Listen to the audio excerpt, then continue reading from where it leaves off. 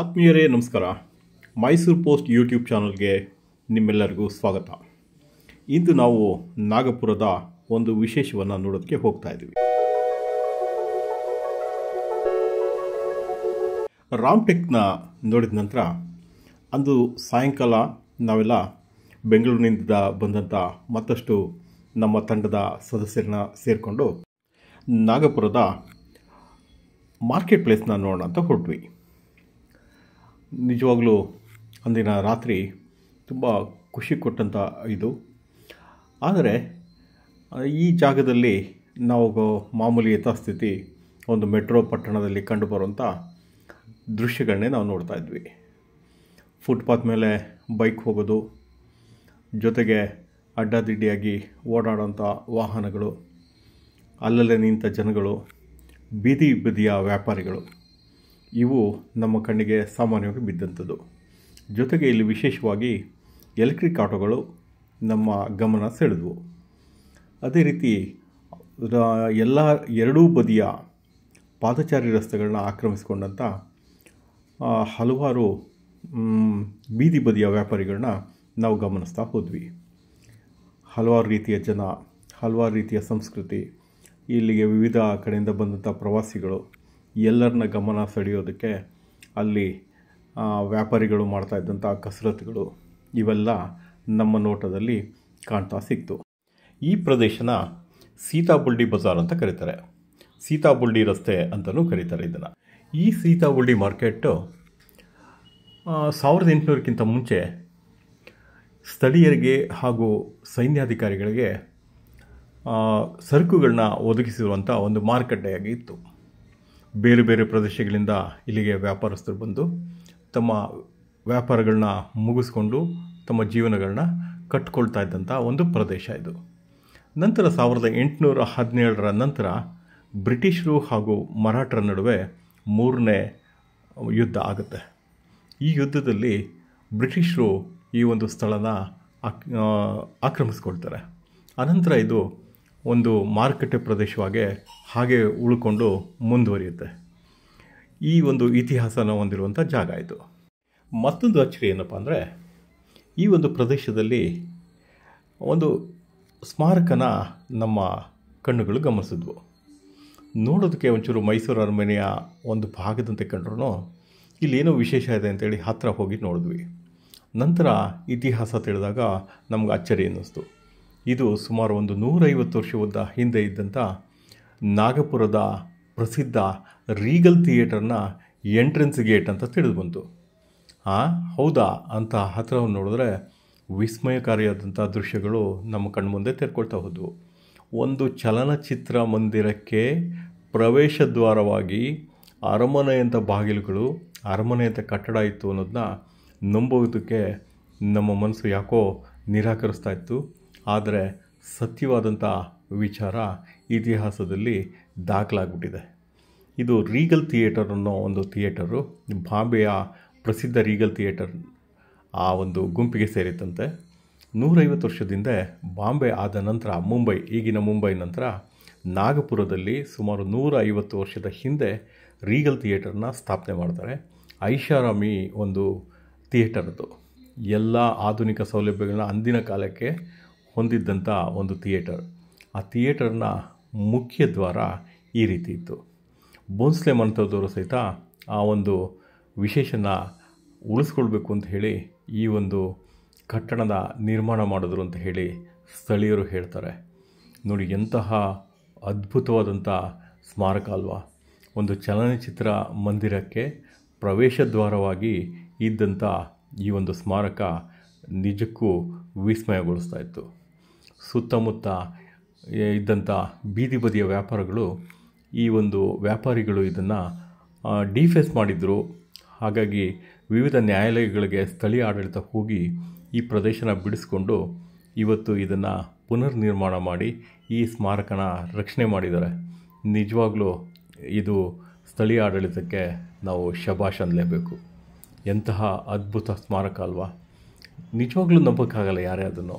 ಒಂದು ಚಲನಚಿತ್ರ ಮಂದಿರದ ಪ್ರವೇಶ ದ್ವಾರವಾಗಿ ಈ ಒಂದು ಸೀತಾಂಬುದಿ ಒಂದು ಸ್ಮಾರಕ ಇದೆ ಅಂತಂದರೆ ನಿಜಕ್ಕೂ ಅಚ್ಚರಿ ಆಯಿತು.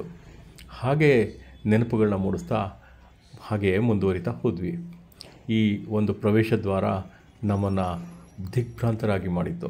ನಮ್ಮ ದೇಶನೇ ಹಾಕಲ್ವಾ, ಯಾವುದೋ ಸ್ಮಾರಕ, ಯಾವುದೋ ವಿಚಾರಗಳನ್ನ ಹೊರಗಡೆ ತೆಗೆದು ನೋಡುಗರನ್ನ ಅಥವಾ ಭೇಟಿ ಮಾಡುವವರಿಗೆ ವಿಸ್ಮಯಗಳನ್ನ ಕಾಣಿಸ್ತಾ ಹೋಗುತ್ತೆ. ಮುಂದಿನ ನಮ್ಮ ಭೇಟಿ ನಾಗಪುರದ ಪ್ರಖ್ಯಾತ ಹಲ್ದಿರಾಮ್ ಹೋಟೆಲ್ ಕಡೆಗೆ ನಮ್ಮ ಭೇಟಿ ಸಾಗಿತ್ತು. ನೋಡಿ, ಇದೇ ಐತಿಹಾಸಿಕ ಹಲ್ದಿರಾಮ್. ಇಲ್ಲಿ ನಮ್ಮ ತಂಡದ ಎಲ್ಲರೂ ಆಸೀನರಾಗಿದ್ದರು. ಅವರೆಲ್ಲರಿಗೂ ಮತ್ತೊಮ್ಮೆ ಆತ್ಮೀಯತೆಯ ಒಂದು ನಮಸ್ಕಾರ ಮಾಡಿ ಹಾಗೆ ನಮ್ಮ ಒಂದು ಹೋಟೆಲ್ನ ಪರಿಚಯ ಮಾಡಿಕೊಳ್ತಾ ಸಾಗಿದ್ದೆ. ವಿಶಾಲವಾದ ಪ್ರದೇಶದಲ್ಲಿ ಆಸೀನರಾಗಿದ್ದ ನಮ್ಮ ತಂಡದ ಸದಸ್ಯರು ಕಿರುನಗೆ ಜೊತೆಗೆ ಅವರವ್ರದೇ ಲೋಕದಲ್ಲಿ ವಿಹಾರ ಮಾಡ್ತಾ ತಮ್ಮ ಪ್ರವಾಸದ ಅನುಭವಗಳನ್ನ ಹಂಚಿಕೊಳ್ತಾ ಇದ್ದರು. ಹೀಗೆ ನಾವು ಅಲ್ಲಿ ಇಲ್ಲಿ ನೋಡ್ತಾ ಇದ್ದಾಗ ನಮ್ಮ ಕಣ್ಣಿಗೆ ಬಿದ್ದಿದ್ದು ಹಲ್ದಿರಾಮ್ ಉತ್ಪನ್ನಗಳ ಒಂದು ಮಾರಾಟದ ಒಂದು ಕೇಂದ್ರ.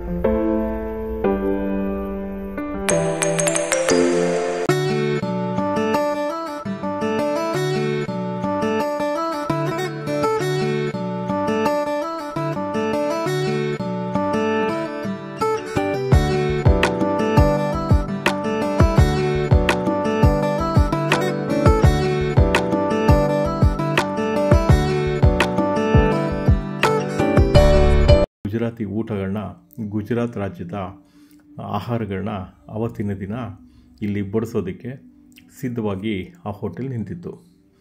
ನಂತರ ಕೇಳಿದಾಗ ಹಲವಾರು ರಾಜ್ಯಗಳ ದಿನನ ಆಚರಿಸ್ತೀವಿ. ಅವತ್ತು ಆ ರಾಜ್ಯಗಳಿಗೆ ಸಂಬಂಧಪಟ್ಟಂಥ ಊಟ ತಿಂಡಿಯನ್ನು ಗ್ರಾಹಕರಿಗೆ ಸರಬರಾಜು ಮಾಡ್ತೀವಿ ಅನ್ನೋದನ್ನು ಅಲ್ಲಿಯ ಸಿಬ್ಬಂದಿ ಹಾಗೂ ಉಸ್ತುವಾರಿಗಳು ನಮಗೆ ತಿಳಿಸಿದರು. ಇಲ್ಲಿ ನಿಜ ಹೇಳಬೇಕಂದ್ರೆ ಪ್ರತಿಯೊಂದು ಗ್ರಾಹಕರಿಗೆ ಹೊಟ್ಟೆ ತುಂಬೋದಲ್ಲ, ಹೊಟ್ಟೆ ಭರ್ತಿಯಾಗುವಷ್ಟು ಇಲ್ಲಿ ಊಟನ ಬಡಿಸ್ತಾರೆ. ಜೊತೆಗೆ ಗ್ರಾಹಕರಿಗೆ ಲಕ್ಕಿ ಡಿಪ್ಪು ಇತ್ಯಾದಿಗಳನ್ನ ಮಾಡಿ ಆಕರ್ಷಣೀಯವಾಗಿ ಕೂಪನ್ಗಳನ್ನ ಕೊಡೋದು, ಲಕ್ಕಿ ಡಿಪ್ಪಲ್ಲಿ ಸ್ಕೂಟ್ರ್ಗಳು ಕೊಡೋದು ಇತ್ಯಾದಿ ಕೆಲವು ಗಿಮಿಕ್ಗಳು ನಡೀತಾನೆ ಇರುತ್ತೆ. ಆದರೆ ಆಹಾರದ ಕ್ವಾಲಿಟಿನಲ್ಲಿ ಯಾವುದೇ ಕಾಂಪ್ರಮೈಸ್ ಇಲ್ಲ. ಇಲ್ಲಿ ನಾವು ನೋಡಿ ಕಟಾಕಟ್ ಅಂತ ಹೇಳಿ ಒಂದು ಬೋರ್ಡ್ ಇದೆ. ಇದು ಅವರ ವಿಶೇಷಗಳನ್ನ ನೋಡ್ತಾ ಹೋಗುತ್ತೆ. ಹಾಗೆ ಕೌಂಟರ್ನಿಂದ ಮುಂದೆ ಹೋದರೆ ವಿಶೇಷವಾಗಿ ಅಲಂಕರಿಸಿದ್ದ ಒಂದು ಮೆಟ್ಟಿಲುಗಳು ನಮಗೆ ಕಾಣಸಿಗುತ್ತೆ. ನೋಡಿ, ಇಡೀ ಹೋಟೆಲ್ಲು ಎಷ್ಟು ಸುಂದರವಾಗಿ ಅಲಂಕಾರ ಮಾಡಿದ್ದಾರೆ ಅಂದರೆ ಗುಜರಾತಿ ಶೈಲಿಯಲ್ಲಿ ಗುಜರಾತ್ ರಾಜ್ಯದ ಬಗೆ ಬಗೆಯ ವಿಚಾರಗಳನ್ನ ತಿಳಿಸ್ಕೊಡುವಂತೆ ಇಲ್ಲಿ ಅಲಂಕಾರ ಮಾಡಿದ್ದಾರೆ.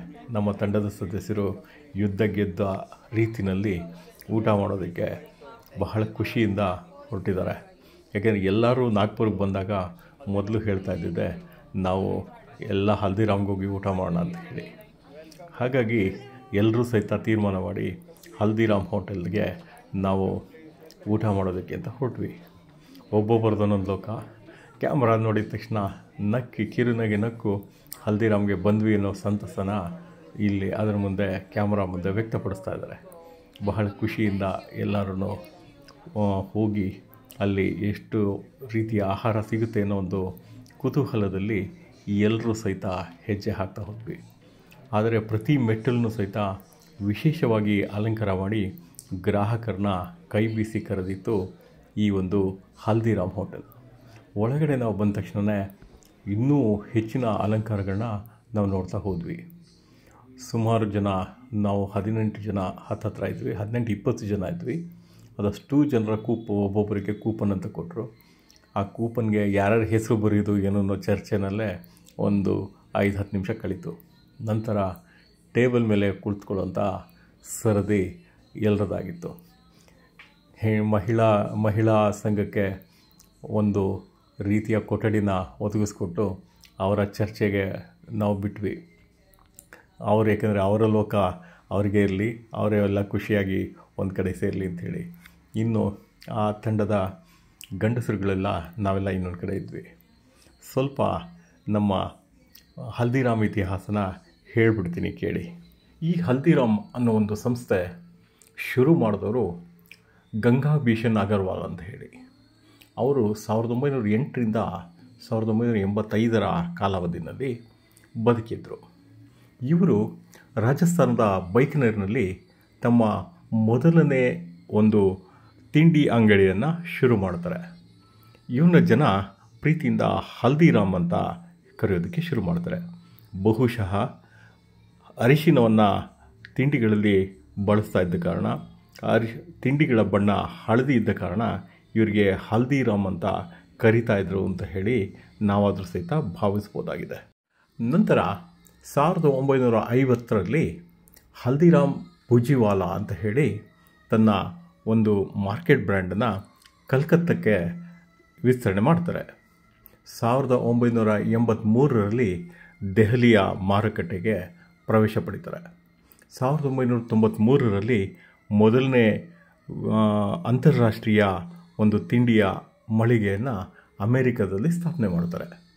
2016ರಲ್ಲಿ ಲಂಡನ್ ಅಂದರೆ ಬ್ರಿಟನ್ನಲ್ಲಿ ತನ್ನ ಒಂದು ಶಾಖೆಯನ್ನು ವಿಸ್ತರಣೆ ಮಾಡ್ತಾರೆ. ನಂತರ ದೇಶದ ವಿವಿಧ ಎಡೆಗಳಲ್ಲಿ 2017ರಿಂದ ಇಲ್ಲಿವರೆಗೂ ದೇಶದ ಪ್ರಖ್ಯಾತ ನಗರಗಳಲ್ಲಿ ತನ್ನ ತಿಂಡಿಯ ಮಳಿಗೆಗಳನ್ನ, ಹೋಟೆಲ್ಗಳನ್ನ ಸ್ಥಾಪನೆ ಮಾಡ್ತಾ ಇಂದು ವಿಶ್ವವಿಖ್ಯಾತಿಯನ್ನು ಪಡೆದಿರುವಂಥ ಹಲ್ದಿರಾಮ್ ಎಲ್ಲರ ಮೆಚ್ಚುಗೆ ಗಳಿಸಿರೋದ್ರಲ್ಲಿ ಎರಡು ಮಾತಿಲ್ಲ.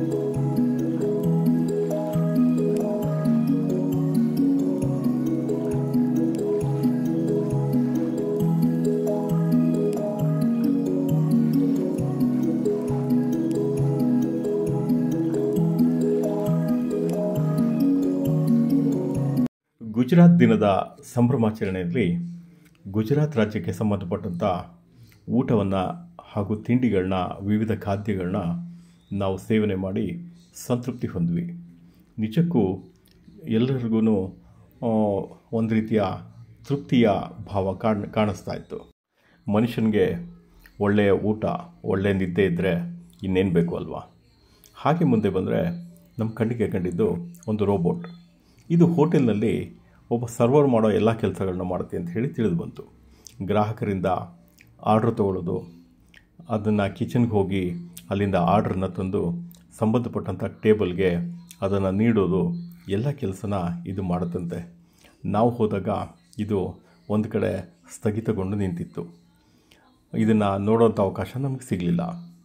ಇಂತಹ ವಿಶೇಷಗಳನ್ನ ಈ ಹೋಟೆಲಲ್ಲಿ ಬಹಳಷ್ಟು ನಾವು ಕಾಣ್ಬೋದು. ಊಟಗಳನ್ನ ಸವಿದು ಸಂತೃಪ್ತಿಯಿಂದ ನಾವು ಒಬ್ಬೊಬ್ಬರಾಗಿ ಹೋಟೆಲ್ನಿಂದ ನಿರ್ಗಮನ ಮಾಡ್ತಾಯಿದ್ವಿ. ಎಲ್ಲರೂ ಹೃದಯ ತುಂಬಿ ಹಾಗೂ ಹೊಟ್ಟೆ ತುಂಬಿ ಭಾರವಾದ ಹೊಟ್ಟೆಯೊಡನೆ ನಿಧಾನವಾಗಿ ಹೋಟೆಲ್ನಿಂದ ನಿರ್ಗಮನ ಮಾಡ್ತಾ ನಾವು ಮುಂದಿನ ವಿಚಾರಕ್ಕೆ ತೆರಳ್ತಾ ಇದ್ದೀವಿ.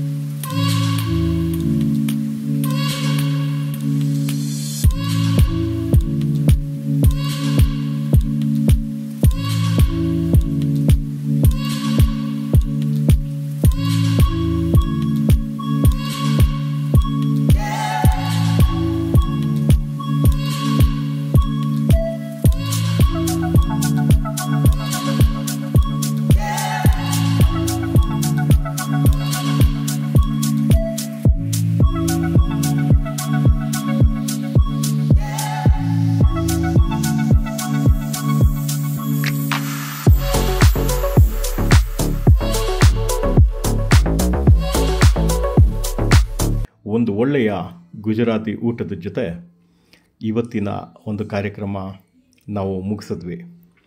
ನಾಳೆ ನಾವು ಮುಂದಿನ ಪಯಣ ಒಟ್ಟಾಗಿ ಮಾಡಬೇಕಾಗಿತ್ತು.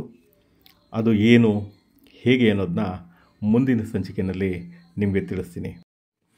ನಿಮಗೆ ಜಂಗಲ್ ಬುಕ್ ಸ್ಟೋರಿ ಗೊತ್ತಲ್ವಾ? ಅದರಲ್ಲಿ ಬರುವಂಥ ಪಾತ್ರಗಳು ಮೋಗ್ಲಿ, ಭಗೀರ ಎಲ್ಲ ನಿಮ್ಮ ಕಣ್ಣ ಮುಂದೆ ಬಂದಿದೆ ಅಲ್ವಾ? ಆ ಒಂದು ಪ್ರದೇಶಕ್ಕೆ, ಮೋಗ್ಲಿ ಇದ್ದಂಥ ಜಾಗಕ್ಕೆ ಮುಂದಿನ ವಾರ ನಾವು ಹೋಗ್ತಾಯಿದ್ವಿ. ನಮ್ಮ ಜೊತೆ ನೀವು ಬನ್ನಿ. ನಮಸ್ಕಾರ.